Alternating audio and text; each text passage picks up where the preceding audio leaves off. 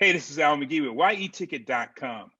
I'm here with Jamila Wignot, and she directed the great documentary called Ailey about Alvin Ailey. And Jamila, let me ask you this question to start off. Why did you pick Alvin Ailey? Is it because you always enjoyed his artwork, or he's just an interesting cat? Love it. Well, so nice to be with you. And I should start by saying, I am very fortunate that this is a film that came to me actually.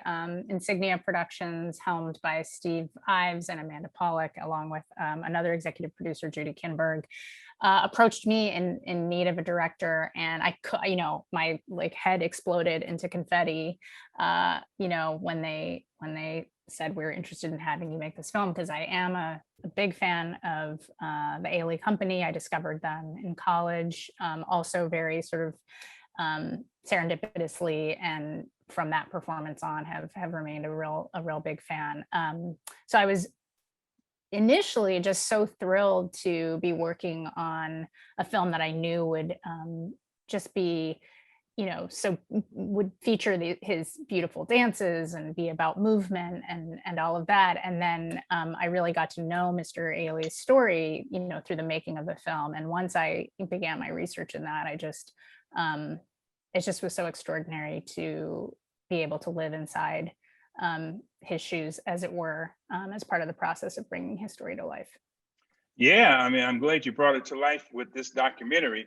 And I think I've seen some other things before, but not in detail that you have it, because you actually have his voice and some visual shows of him in the documentary. Was it hard to dig up all of that information?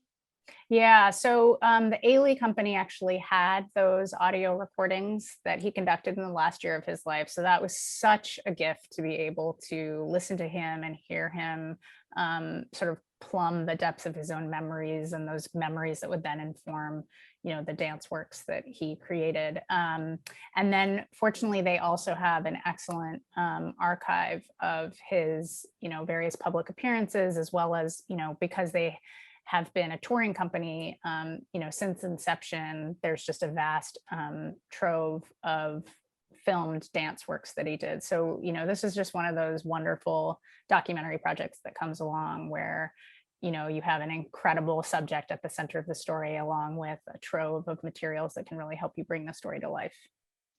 Yeah. Also, you got him to talk about, well, his life before he went to New York in the 1950s, about his mother and about working hard in Texas. Were you surprised about his background? Because I was, because I didn't know a lot about him, but I didn't realize all of that you have in the documentary.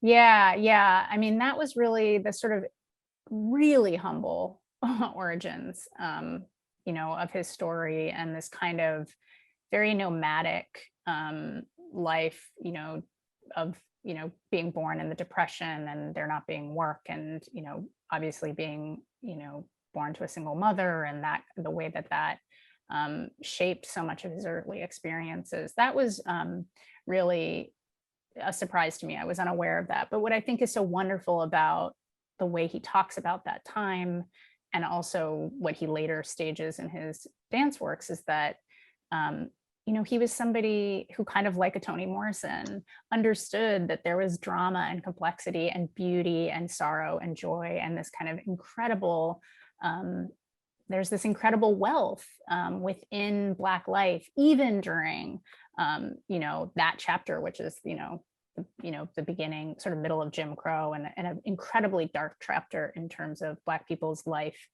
in relationship to the larger society. But he understood that while those oppressive, brutal forces certainly shaped Black life, they did not define it, And I think that idea of him, discovering the Dewdrop Inn and seeing people dance, and all the music that was around, and the love and the joy and the care in the community, that's what I thought was so brilliant about, his attention to that, and his kind of carrying that in his body, and then sharing that, with the larger world. Yeah, he shared that with the larger world starting in 1960 when he first put his company together. But before that, he was not very happy because, well, he really couldn't find a lot of work. Not only that, he couldn't really find choreographers who can really express how he felt. But not only that, express what was around him too, far as dance was concerned. He felt very frustrated about that. That's why he started his own. Is that right? Yeah, I think in that way he's like a lot of young artists and people who are at that point. I think he's very he has some sort of confidence in himself. He has a sense that he has something that he wants to say and he's not going to be able to say it um, in the ways that say it through the kinds of companies that existed at that point. But I think it's that kind of taking from those that come before you and finally arriving at a place where you understand, like, you have to find a way to express yourself. And so creating his own company and creating a company that could then showcase this extra rich talent of Black dancers that were all around him was a huge part of that. But I think in that sense his rebelliousness is kind of the young Turks who are like sort of out with the old and in with the new. And also, I'm glad you had his great friend Karma de Labala. Oh man, she really inspired him to keep going and things like that. And you also had her there talking in the documentary. And did you get a chance to meet her and also to spend some time with her? Yeah, the interview that is featured in the film is one that I got to conduct, which was great. She is just a gorgeous, gorgeous human, and I think her. In Mr. Ailey's life, there are a lot of these kind of women who seem to be, sources of encouragement and inspiration, and she's certainly one of those. Somebody who recognized, in him a dancer, that he was reluctant to embrace this art form, and she was there to encourage him and then bring him to the studio that she was at, which really sets off his journey. Yeah, and I'll just share this with you briefly. I met him in the early '80s, and I met Carmen, and I knew her husband very well. I met him through friends, but he never got friendly with me. But also, you stated in the documentary too, he didn't let anyone get very close to him. Yeah, I think that elusiveness of character is something that remains a puzzle. I think he was a person who had so many demands on him and had this vision that required so much. It's a person who's sort of always giving, and I think that need to retreat and to have a space for himself was there, and that's so interesting. And even I've met so many people like you who've met him, and it's those encounters where they're like, he asked me 1,000 questions about myself. He beamed his energy onto me. And it's that thing of they have this moment of feeling extremely special. And then they walk away and they're like, oh, wait, I didn't ask. I didn't actually get to know him very much. And I think that's an interesting duality in him. Yeah. Final question. Which is your favorite dance? Blue Suite or Revelations? Because if I see the company, I don't see one of those, I am not satisfied. I'm gonna go with Cry. Actually, Cry is my favorite dance. I'm drawn to all the solos, even within Revelations. I love the solos in that, but I gotta go with Cry. Actually, Revelations is mine.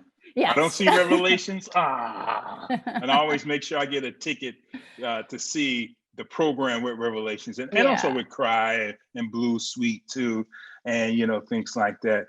Well, thank you very much for taking time with me, Al McGee, Jamila, and I'm going to promote this documentary and hope more and more people get a chance to see it, and also to get an understanding who he was and who he is today. Wonderful. Yeah, thank you so much. This has been a joy. Thank you. Have a good day. You too.